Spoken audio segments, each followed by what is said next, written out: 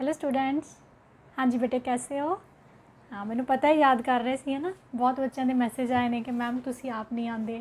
बेटा मैं भी नवा काम सीख रही हाँ, है ना। मैं भी वो टाइपिंग सीख रही हाँ कंप्यूटर पर किद्दां करते हैं। सो मैं थोड़िया जी वीडियोज़ ਉਹਦੇ ਨਾਲ रिलेटेड पाइया ने। चलो वैसे मैं भी ਤੁਹਾਨੂੰ बहुत मिस करती हाँ ना, तुसी तो फिर भी मैनू देख लेंदे हो, मैं तो देख भी नहीं पाती है ना बेटा। चलो हुण मैं शुरू करांगी पहला अज दे थॉट दे नाल। थॉट है साडा राजे, अज दा थॉट है जिथे तक रस्ता नज़र आ रहा है उत्थे तक चलो। जिथे तक रस्ता नज़र आ रहा है उत्थे तक चलो, अगे दा रस्ता उत्थे पहुँच के नज़र आएगा। समझ आया बेटा की है? जिथे तक तुहाडी निगाह जा रही है, कई बार ऐ हुंदा सानू लगदा बहुत दूर किते हनेरा है ना, लेकिन रस्ते च जिहड़ी सानू वो हनेरे तक पहुँचण लई भी कुछ रस्ता है जिहड़ा विजिबल है सानू, है ना। असी उत्थे चल के तां देखीए, की पता उत्थे जाके कोई स्विच ही मिल जाए भी अगे फिर रोशनी हो जाए, है ना बेटे। सो कोई भी जिंदगी काम करना है तो ये सोच के नहीं करना कि ਇਹਦਾ कोई आउटपुट नहीं है, मैं अपनी मंजिल ते नहीं पहुँचना, पता नहीं मैं गवाच जाना, पता नहीं मैनू की हो जाना, कुछ नहीं होएगा इदां दा। अपना रास्ता जिहड़ा चूज़ कर लिया उत्थे तुरदे जाओ, ठीक है ना। जदों किसी जगह ते पहुँचोगे, जे उत्थे च रस्ता है तो अपने आप पता चल जाना है। देखो मालिक बैठा है, सब दी मदद करता है। सो तुसी जिहड़ा हुण अपना एक पाथ चूज़ किया होया है उत्थे तुरदे जाओ बेटा, मेहनत करते जाओ। मैं पक्का यकीन ना कहनी है जिहड़े बच्चे मेहनत करते हैं कभी भी असफल नहीं होंगे, जरूर सफलता मिलेगी। ये नाल ही असी अज अपना टॉपिक शुरू करांगे, वाइट-सेवर्ट्स लॉ। बेटा तुसी कर चुके हो सारे, है ना। मैं हुण रिवीजन करवानी है। सो मैं रिवीजन दे विच मेन टॉपिक चक्कांगी तुहानूं। ओके, तुसी व्हाट्सएप वीडियो जिहड़ियां देखियां होईयां सी वो भी देख सकते हो दोबारा, या तुसी ये वाले टॉपिक जिहड़े मैं हुण करावांगी वो करने ने। है तो सेम ही है। जे तुहानूं कोई चेंज लगती है कि कोई टॉपिक मैं उत्थे नहीं करवाया सी, वो तुसी अपनी कॉपी ते नोट कर लेना है, ठीक है बेटा। चलो असी शुरू करते हैं। White-Savart's law. वाइट-सेवर्ट्स लॉ की है बेटे? हुण तुहानूं सारिआं नूं पता है कि जे एक वायर है उहदे विचों करंट पास कर रहा है ना। करंट जदों पास करता है तो सानूं लगदा है झटका, फड़ोगे वायर नूं जां तां धक्का लगेगा या अपने वाल खिंच लेगी, है ना। कुछ तो फील्ड है उत्थे, उहदे आले दुआले कोई ऐसी फील्ड बनी हुई है जिहड़ी सानूं खिंचदी है या धक्कदी है। अपनी गल नहीं करते, चार्ज की गल करते हैं। इत्थे चार्ज रख दो, आ वायर है, इहदे कोल करंट जा रहा है, इत्थे मैं चार्ज रख दिता, की होएगा? जे चार्ज रैसट विच है, चार्ज ने पिया रहना, कुछ भी नहीं होना, है ना। बहुत सारिया वायरस होंदियां ने, उहदे कोल रैसट चार्ज पिया, नथिंग, कुछ नहीं होना। जे तुसी वो चार्ज नूं मूव करते हो तो चार्ज डिफ्लैक्ट होना शुरू हो जाता है। चार्ज इधर नूं या किधर नूं किते भी मुड़ेगा, अपनी जगह तो मुड़ना शुरू हो जाएगा। फिर उत्थों पता लग गया कि इत्थे मैगनैटिक फील्ड है, कोई ऐसी फील्ड है जिहड़ी चार्ज एट रैसट ते वर्क नहीं करती बट मूविंग चार्ज ते वर्क करती है ना बेटा। सो रैसट ते तां इलैक्ट्रिक फील्ड वर्क करती सी, सानू पता है ना। जदों चार्ज असीं रखदे सी इलैक्ट्रिक फील्ड Q/E फोर्स लगदा सी, वो तुसीं सबने पढ़िया होया है। हुण जदों जिहड़ा चार्ज इधर डिफ्लैक्ट हो गया, मूविंग चार्ज वेलोसिटी v चाहिए है ना। सो वो जिहड़ा मूविंग चार्ज जदों डिफ्लैक्ट होया, इहदा मतलब उन्होंने भी तो किसी फोर्स नहीं खिंचिया, है ना। वो जिहड़ी फोर्स है वो किहदे करके है? मैगनैटिक फील्ड करके। इत्थों मैगनैटिक फील्ड का पता लग गया, ठीक है बेटे। चलो हुण असी शुरू करांगे कि वाइट-सेवर्ट ने की योगदान दिता है है ना। वाइट-सेवर्ट ने की किया? उन्हें मैथेमैटिकली जिद्दां कूलम ने कैलकुलेशन दी सी, इन्हें भी कैलकुलेट किया कि किसी पॉइंट ते मैगनैटिक फील्ड कितनी होएगी करंट कैरिंग कंडक्टर करके। सुपोज कर लो आ कोई करंट कैरिंग कंडक्टर किसी भी शेप का है, ठीक है बेटा। ये विचों करंट फ्लो कर रहा है I, ठीक है। उस तो बाद असी वाइट-सेवर्ट ने एक ऑब्जरवेशन पॉइंट ले लिया, P is an observation point, okay. हुण जिहड़ा ऑब्जरवेशन पॉइंट है, जे मैं इस पूरी वायर तो उहदा डिस्टेंस कड्डां तो हर पॉइंट ते अलग होएगा। इत्थों कुछ होर डिस्टेंस है, इत्थों कुछ होर है, इत्थों कुछ होर है ना। फिर तो समस्या खड़ी होगी, डिस्टेंस तो चाहिए ही चाहिए है। फिर असी की करना है, किहड़ा डिस्टेंस लेना है? Perpendicular distance. ये जिहड़ा असी डिस्टेंस लेना है दैट इज़ परपेंडिकुलर डिस्टेंस, ठीक है बेटे। आर आपां ने ले लिया। उस तो बाद हुण ये तो तुहानूं मिल गया आर। हुण असी पूरे इहदे करके, पूरी वायर करके एकदम वाइट-सेवर्ट लॉ यूज़ ही नहीं कर सकते, है ना। जिद्दां तुसीं पढ़दे सी ना कूलम्स लॉ च की हुंदा सी, सिर्फ पॉइंट चार्जिज करके ही कूलम लॉ अप्लाई होंदा सी, है ना। पॉइंट चार्जिज एट रैसट, याद है सारिਆਂ ਨੂੰ। ਉਸੇ ਤਰ੍ਹਾਂ ਇਹ ਵੀ ਇੱਕ ਛੋਟੇ ਜਿਹੇ ਐਲੀਮੈਂਟ ਲਈ ਹੀ ਐਪਲੀਕੇਬਲ ਹੈ। ਛੋਟਾ ਜਿਹਾ ਐਲੀਮੈਂਟ ਫਿਰ ਅਸੀਂ ਕੀ ਕਰਦੇ ਹਾਂ, ਇੱਥੇ ਕੰਸੀਡਰ ਕਰ ਲੈਂਦੇ ਹਾਂ DL। ਜੇ ਪੂਰੀ ਲੈਂਥ L ਹੈ ਤਾਂ ਆਪਾਂ ਛੋਟਾ ਜਿਹਾ ਐਲੀਮੈਂਟ ਲੈ ਲੈਣਾ, ਉਹਦੇ ਲਈ ਇਹ ਜਿਹੜੀ ਹੈ ਆ ਡਿਸਟੈਂਸ ਵੀ ਸਾਨੂੰ ਪਤਾ ਲੱਗ ਗਿਆ ਕਿੰਨਾ ਹੈ P ਦਾ ਉਹਦੇ ਤੋਂ, ਤੇ ਸਾਨੂੰ ਆ ਲੈਂਥ ਛੋਟੀ ਜੀ ਇਹਦੀ ਡਾਇਰੈਕਸ਼ਨ ਲੈਂਥ ਦੀ I ਵਾਲੀ ਲੈਣੀ ਆਪਾਂ ਨੇ। ਠੀਕ ਹੈ ਬੇਟਾ। ਸੋ ਹੁਣ I ਪਤਾ ਹੈ, DL ਪਤਾ ਹੈ, R ਪਤਾ ਹੈ। ਬਾਇਟ-ਸੇਵਰਟ ਨੇ ਕੀ ਕੀਤਾ, ਉਹਨੇ ਚੇਂਜ ਕਰ ਕਰਕੇ ਦੇਖਿਆ। ਸਭ ਤੋਂ ਪਹਿਲਾਂ ਉਹਨੇ I ਇਨਕਰੀਜ਼ ਕੀਤਾ। ਜਦੋਂ I ਵਧਾਉਂਦੇ ਸੀ ਤਾਂ ਮੈਗਨੈਟਿਕ ਫੀਲਡ ਜ਼ਿਆਦਾ ਹੋ ਜਾਂਦੀ ਸੀ। ਠੀਕ ਹੈ ਬੇਟੇ, ਇਸ ਤਰ੍ਹਾਂ ਐਕਸਪੈਰੀਮੈਂਟ ਹੁੰਦੇ ਹੈ ਨਾ। ਤੁਸੀਂ ਆਪਣੇ ਦਿਮਾਗ 'ਚ ਤੁਸੀਂ ਯਾਦ ਕਰਨਾ ਹੈ ਨਾ, I ਵਧਾਉਣ ਦੇ ਨਾਲ B ਵੱਧ ਰਿਹਾ ਸੀ। ਜਦੋਂ DL ਦੀ ਲੈਂਥ ਚੇਂਜ ਕਰ ਰਹੇ ਸੀ ਤਾਂ ਵੀ B ਵੱਧ ਰਿਹਾ ਸੀ, ਹੈ ਨਾ।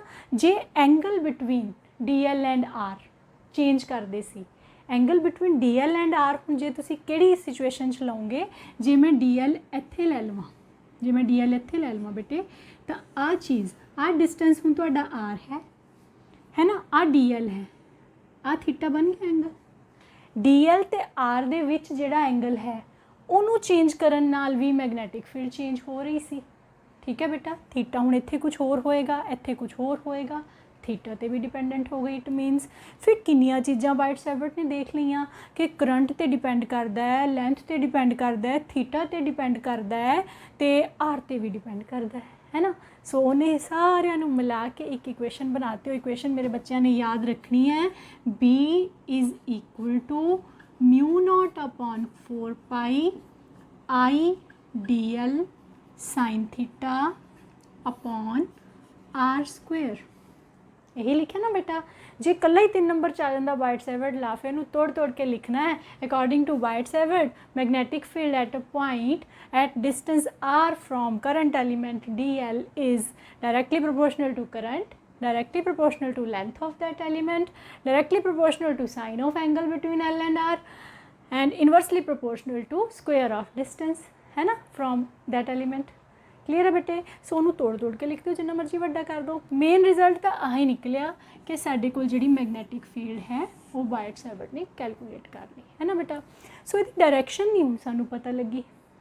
ਡਾਇਰੈਕਸ਼ਨ ਕਿੱਦਾਂ ਪਤਾ ਲੱਗੇਗੀ, ਉਹਦੇ ਲਈ ਅਸੀਂ ਕੀ ਕਰਨਾ ਹੈ, ਰਾਈਟ ਹੈਂਡ ਪਾਮ ਰੂਲ ਲਗਾਉਣਾ ਹੈ ਨਾ। ਰਾਈਟ ਹੈਂਡ ਪਾਮ ਰੂਲ ਕੀ ਕਹਿੰਦਾ ਹੈ ਬੇਟੇ, ਤੁਸੀਂ ਕੰਡਕਟਰ ਨੂੰ ਆਪਣੇ ਹੱਥ 'ਚ ਫੜਨਾ ਹੈ। ਕੀ ਹੁੰਦਾ, ਆ ਕੰਡਕਟਰ ਹੈ ਨਾ, ਇਹਨੂੰ ਅਸੀਂ ਆਪਣੇ ਹੱਥ 'ਚ ਫੜਨਾ ਹੈ, ਸੱਜੇ ਹੱਥ 'ਚ। ਇਸ ਹਿਸਾਬ ਨਾਲ ਫੜਨਾ, ਜੇ ਕਰੰਟ ਉੱਪਰ ਜਾ ਰਿਹਾ ਹੈ ਤਾਂ ਮੇਰਾ ਥੰਬ ਉੱਪਰ ਪੁਆਇੰਟ ਆਊਟ ਕਰ ਰਿਹਾ ਹੈ ਨਾ। ਇਸ ਤਰ੍ਹਾਂ ਫੜ ਲਿਆ ਥੰਬ ਉਹ ਵਾਲੀ ਸਾਈਡ 'ਤੇ ਜਿੱਧਰ ਕਰੰਟ ਫਲੋ ਕਰਦਾ। ਹੁਣ ਜਦੋਂ ਜੇ ਆਬਜ਼ਰਵੇਸ਼ਨ ਪੁਆਇੰਟ ਇੱਥੇ ਹੈ ਇੱਧਰਲੇ ਪਾਸੇ, ਜਦੋਂ ਮੈਂ ਫਿੰਗਰ ਕਰਲ ਕਰਾਂਗੀ, ਫਿੰਗਰ ਮੈਂ ਕਰਲ ਕਰਾਂਗੀ ਤਾਂ ਮੇਰੇ ਕੋਲ ਕੀ ਡਾਇਰੈਕਸ਼ਨ ਆ ਰਹੀ ਹੈ, ਫਿੰਗਰਸ ਦੀ। ਫਿੰਗਰ ਕਿੱਧਰ ਨੂੰ ਕਰਲ ਹੁੰਦੀਆਂ ਨੇ, ਉਹ ਜਿਹੜੀ ਚੀਜ਼ ਹੈ ਉਹ ਦੱਸੇਗੀ ਤੁਹਾਨੂੰ ਕਿ ਮੈਗਨੈਟਿਕ ਫੀਲਡ ਦੀ ਡਾਇਰੈਕਸ਼ਨ ਕਿੱਥੇ ਹੈ। ਹੁਣ ਮੇਰੀਆਂ ਫਿੰਗਰ ਇਹੀ ਚੀਜ਼ ਹੈ ਨਾ ਬੇਟਾ, ਮੇਰੀਆਂ ਫਿੰਗਰਸ ਇੱਥੋਂ ਅੰਦਰ ਨੂੰ ਜਾ ਰਹੀਆਂ ਨੇ। ਇਹਦਾ ਮਤਲਬ ਇਹ ਡਾਇਰੈਕਸ਼ਨ ਜਿਹੜੀ ਹੈ ਇਨਵਰਡ ਹੈ। ਜੇ ਆਪਾਂ ਇਹਦੇ ਪੂਰੇ ਇਹਦੇ ਅਰਾਊਂਡ ਦੀ ਮੈਂ ਗੱਲ ਕਰਾਂ ਨਾ, ਤਾਂ ਇਹ ਕਿਹੜੀ ਡਾਇਰੈਕਸ਼ਨ ਬਣ ਗਈ, ਐਂਟੀ ਕਲੌਕਵਾਈਜ਼। ਜੇ ਕਰੰਟ ਥੱਲੇ ਨੂੰ ਹੁੰਦਾ ਰਾਜੇ, ਫਿਰ ਮੈਂ ਇੱਦਾਂ ਫੜਨਾ ਸੀ ਪਹਿਲਾਂ, ਫਿਰ ਜਦੋਂ ਮੈਂ ਫਿੰਗਰਸ ਕਰਲ ਕਰਨੀਆਂ ਸੀ ਫਿਰ ਇਹ ਕਲੌਕਵਾਈਜ਼ ਬਣ ਜਾਣੀ ਸੀ, ਹੈ ਨਾ। ਜਾਂ ਤਾਂ ਕਲੌਕਵਾਈਜ਼ ਹੋਏਗੀ ਜਾਂ ਐਂਟੀ ਕਲੌਕਵਾਈਜ਼ ਹੋਏਗੀ, ਉਹ ਤੁਸੀਂ ਆਪਣੇ ਦਿਮਾਗ 'ਚ ਰੱਖਣਾ ਹੈ। ਤੁਹਾਡੇ ਕੋਲ ਲਿਖਿਆ ਹੋਇਆ ਹੈਗਾ, ਮੈਨੂੰ ਪਤਾ ਹੈ। ਸੋ ਇਸ ਕੇਸ ਦੇ ਵਿੱਚ direction is given by right hand palm rule. So ਜੇ ਤੁਸੀਂ ਡਾਇਗਰਾਮ ਇਹੀ ਬਣਾਇਆ ਤਾਂ ਅਸੀਂ ਲਿਖਾਂਗੇ ਡਾਇਰੈਕਸ਼ਨ ਇਜ਼ ਇਨਵਰਡ ਡਾਇਰੈਕਸ਼ਨ। ਸਮਝ ਆ ਗਿਆ ਨਾ ਮੇਰੇ ਰਾਜੇ। ਇਹਨੂੰ ਇੱਦਾਂ ਫੜਨਾ ਹੈ ਵੀ ਕਰੰਟ ਵੱਲ ਨੂੰ ਥੰਮ ਹੋਵੇ, ਫੜਨਾ ਸੱਜੇ ਹੱਥ 'ਚ ਹੈ, ਖੱਬਾ ਨਹੀਂ ਕਿਸੇ ਨੇ ਲੈ ਲੈਣਾ। ਠੀਕ ਹੈ ਬੇਟਾ। ਫਿਰ ਜਿਹੜੀਆਂ ਫਿੰਗਰਸ ਹੈ ਉਹ ਜਿੱਧਰ ਨੂੰ ਕਰਲ ਕਰਨਗੀਆਂ ਇਸ ਤਰ੍ਹਾਂ। ਜੇ ਇੱਧਰ ਫੜਿਆ, ਜੇ ਨੀਚੇ ਕਰੰਟ ਹੈ ਫਿਰ ਪਹਿਲਾਂ ਕਰੰਟ ਐਵੇਂ, ਫਿਰ ਬਾਹਰ ਨੂੰ ਆ ਜਾਣਾ ਹੈ, ਇੱਥੋਂ ਹੀ ਮੈਗਨੈਟਿਕ ਬਾਹਰ ਨੂੰ ਆ ਜਾਣੀ ਹੈ। ਠੀਕ ਹੈ ਬੇਟਾ। ਅਤੇ ਬਹੁਤ ਜਗ੍ਹਾ 'ਤੇ ਤੁਸੀਂ ਬੁੱਕਸ ਦੇ ਵਿੱਚ ਸਟੱਡੀ ਕਰੋਗੇ, ਕਿਤੇ ਨਾ ਇਸ ਤਰ੍ਹਾਂ ਦਾ ਸਾਈਨ ਪਾਇਆ ਹੋਣਾ ਕ੍ਰੋਸ ਦਾ, ਕਿ ਇੱਥੇ ਮੈਗਨੈਟਿਕ ਫੀਲਡ ਕ੍ਰੋਸ ਦਾ ਮਤਲਬ ਹੁੰਦਾ ਅੰਦਰ ਨੂੰ ਹੈ, ਇਨਵਰਡ ਹੈ, ਕਿਉਂਕਿ ਆਪਾਂ ਪਰਪੈਂਡੀਕੂਲਰ ਡਰਾ ਨਹੀਂ ਨਾ ਕਰ ਸਕਦੇ। ਨਾ ਤਾਂ ਮੈਂ ਬਾਹਰ ਨੂੰ ਕਰ ਸਕਦੀ ਹਾਂ, ਨਾ ਮੈਂ ਅੰਦਰ ਨੂੰ ਕਰ ਸਕਦੀ ਹਾਂ। ਫਿਰ ਉਹਨੂੰ ਇੱਦਾਂ ਸ਼ੋਅ ਕਰਦੀ ਹੈ, ਅਤੇ ਜੇ ਬਾਹਰ ਨੂੰ ਹੋਵੇ ਫਿਰ ਉਹਨੂੰ ਇਸ ਤਰ੍ਹਾਂ ਸ਼ੋਅ ਕਰਦੇ। ਠੀਕ ਹੈ। ਇਹ ਆਪਣੇ ਦਿਮਾਗ 'ਚ ਰੱਖਿਓ। ਜਿਹੜੇ ਬੱਚੇ ਜ਼ਿਆਦਾ ਕਿਤਾਬਾਂ ਪੜ੍ਹਦੇ ਨੇ ਉਹਨਾਂ ਨੂੰ ਪਤਾ ਹੋਣਾ ਚਾਹੀਦਾ ਕਿ ਇਹ ਕੀ ਚੀਜ਼ ਹੈ। ठीक है बेटा। सो इत्थे आ गई तुहाडे कोल डायरैक्शन भी आ गई, तुहानूं कैलकुलेशन भी हो गई है ना। बाइट सैवरट ला सानूं लगाना आ गया, किस तरह लगाना है। हुण इहदे नाल रिलेटेड दो आर्टिकल ने अपने कोल, एक तो है बेटा स्ट्रेट कंडक्टर करके मैगनैटिक फील्ड कितनी है किसी पॉइंट ते, दूसरा है राजे करंट कैरिंग कॉयल करके कितनी है ना। स्ट्रेट कंडक्टर करके किद्दां कड्ढनी है असीं, वो देखो मैगनैटिक फील्ड लई फॉर्मूला की डिराइव होएगा बेटे, बहुत इंपॉर्टेंट है। तुसी असाइनमेंट भी की है, असाइनमेंट दे विच भी ये क्वेश्चन आया होया तुहानूं है ना, जिन्हें भी असाइनमेंट बनाई है उस टीचर ने क्वेश्चन पाया होया कि बाइट सैवरट ला नूं यूज़ करके स्ट्रेट कंडक्टर करके तुसी मैगनैटिक फील्ड कड्ढनी है। मैं पहला डायग्राम क्लीयर जिहा बनाना चाहनी है कि मेरे बच्चों नूं कोई प्रॉब्लम ना आए। देखो तुसी लै लो स्ट्रेट कंडक्टर एक्स वाई, वो तुहाडी मर्जी एक्स उपर रख लो या नीचे रख लो, ठीक है बेटा। पी लै लिया सी ऑब्जरवेशन पॉइंट, और इहदा परपेंडिकुलर डिस्टेंस पता है बेटा सानू, ठीक है। मैं तुहानूं पहले ही दस चुकी, एक परपेंडिकुलर डिस्टेंस होंदा, एक डिस्टेंस किसी एलीमेंट तो दिता होंदा। इत्थे असीं परपेंडिकुलर डिस्टेंस गिवन है सानू, जे स्ट्रेट कंडक्टर लिया तो सानू उहदा पी जिहड़ा है वो पता है कि ए है, ठीक है। असीं गिवन है, असीं कुछ अपने कोलों नहीं कीता। हुण तुहाडे कोल जे तुसीं इत्थे ओरिजिन लै लैंदे हो, पॉइंट वो रख लो है ना, क्योंकि असीं बार बार दसना है कि असीं कित्थों लिया है। तो करंट जिहड़ा फ्लो कर रहा है वो है आई। हुण तुहानूं गिवन की है इस चीज़ इस डायग्राम दे विच, गिवन तो यही है कि एक वायर है, स्ट्रेट कंडक्टर है, उहदे विच आई करंट फ्लो कर रहा है अपवर्ड डायरैक्शन दे विच, ते उहदे तो ए परपेंडिकुलर डिस्टेंस ते एक ऑब्जरवेशन पॉइंट है दैट इज़ पी। इन्ना क्लीयर है मेरे बच्चों नूं, ये गिवन है। असीं जिहड़ा आंसर कड्ढना हुण इन्हां टर्म्स दे विच ही कड्ढना है ना। हुण जिहड़ा असीं अपने कोलों सपोज करन लगे ना, जो मैं हुण ड्रॉ करूँगी वो मैं सपोज करन लगी, मैं ग्रीन पेन यूज़ करांगी उत्थे। मैं सपोज कर लिया कोई एक करंट एलीमेंट डी एल, क्योंकि मैं तुहानूं दस चुकी है कि बाइट सैवरट ला एलीमेंट ते लगना है, ठीक है। ओहदा डिस्टेंस पी तो, ओहदा डिस्टेंस पी तो आर है, ठीक है। असीं आर लैने इत्थे। उस तो बाद उन्हें जिहड़ा एंगल बनाया आर दे नाल दैट इज़ थीटा। ये सारा कुछ मैं सुपोज कर लिया, ठीक है ना।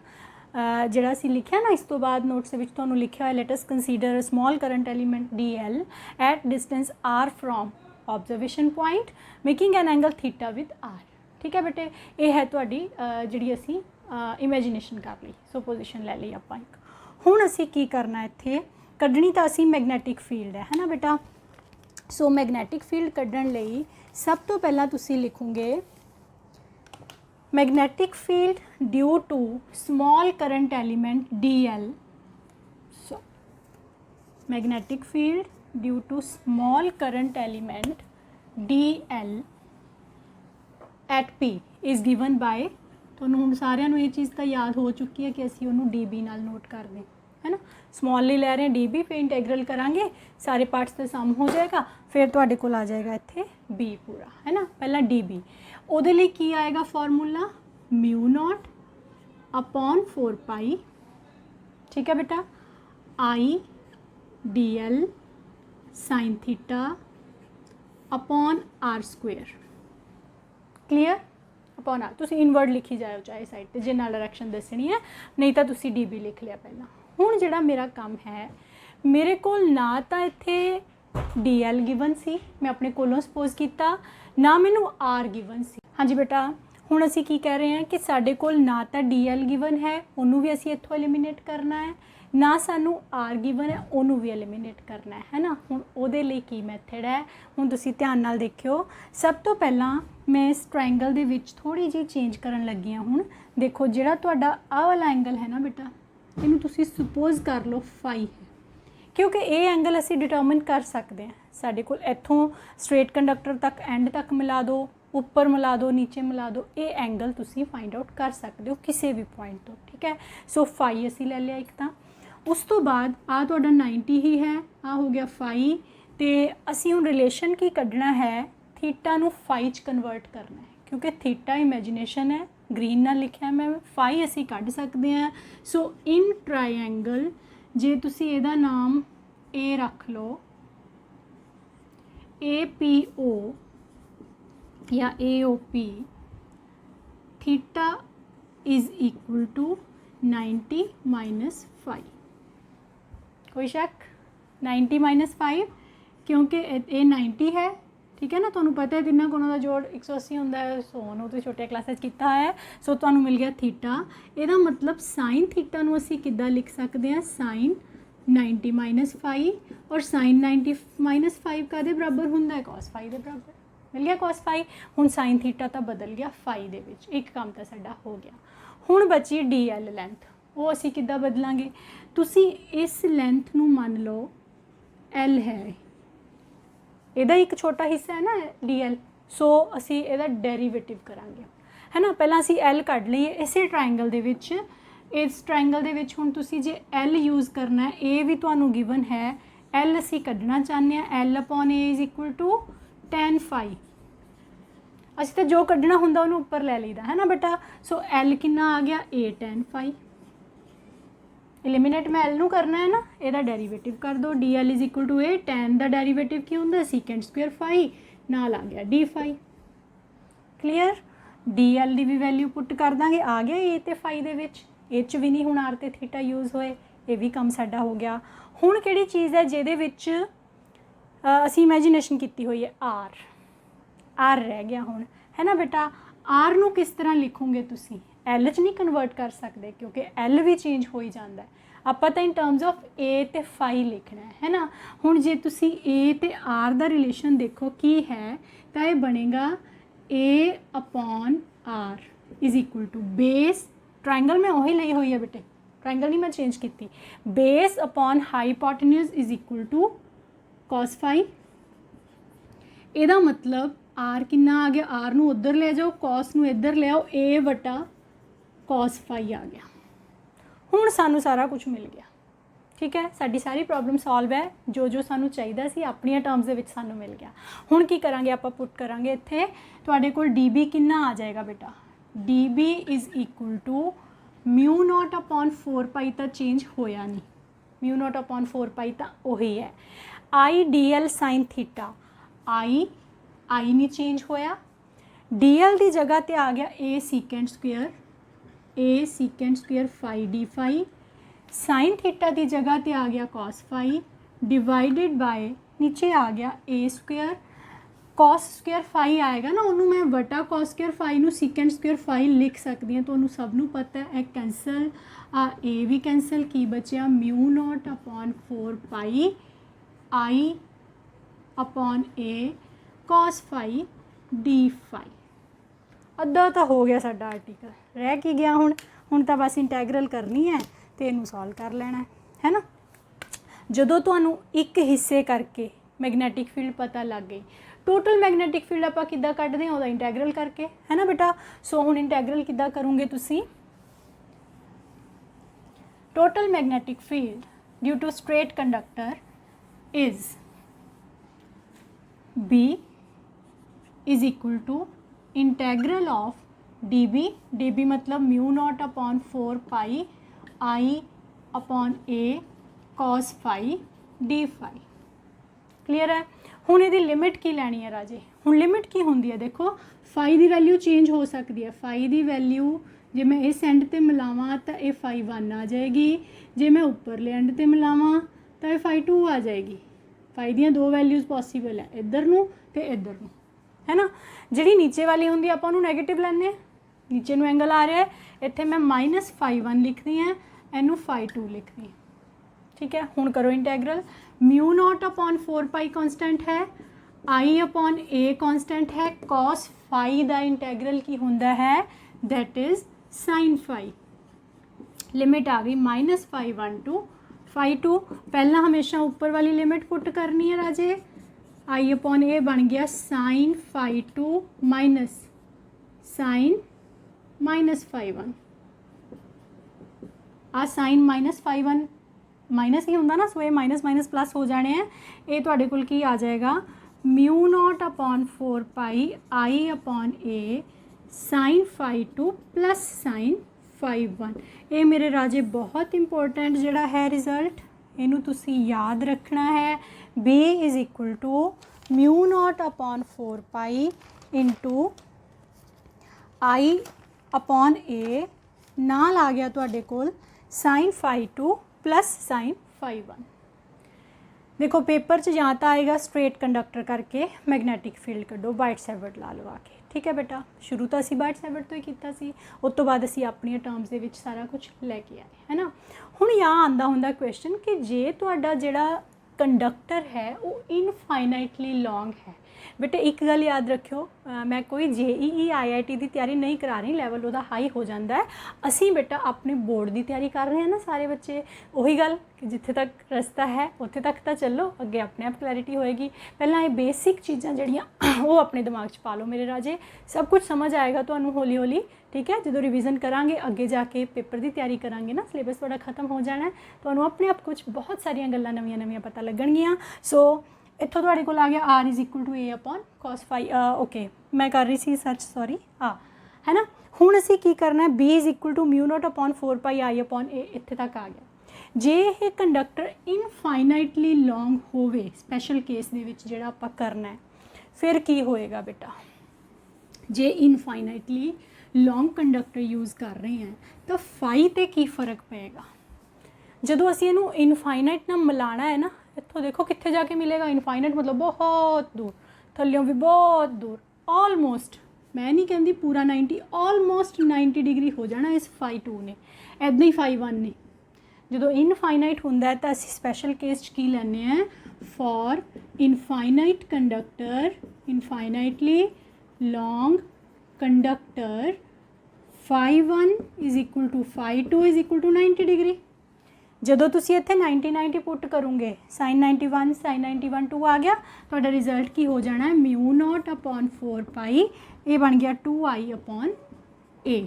इनू मेरे बेटे अपने दिमाग च रखना है सारिਆਂ ने, इनू अपनी मैमरी दे विच छाप लो, ठीक है, ये निकलना नहीं चाहिए दिमाग चो। ओके बेटा, सो अज का ये आर्टिकल बहुत इंपॉर्टेंट आर्टिकल है, कापियां ते नहीं लिखा होया तो इनू लिख लो, ठीक है, अच्छी तरह याद करो। बाइट सैवर्ट ला तो असी इत्थे आए हैं, ठीक है। बाइट सैवर्ट ने तो एक इक्वेशन दी सी, यूज़ किद्दां कर रहे हैं देखो, ठीक है। अज तुसीं इन्ना ही करो, कल असी करांगे इहदी सर्कुलर कॉयल दे उत्ते एप्लीकेशन भी आपां किद्दां अप्लाई करना बाइट सैवर्ट ला नूं करंट कैरिंग लूप वास्ते, ठीक है बेटे। Thank you, have a nice day.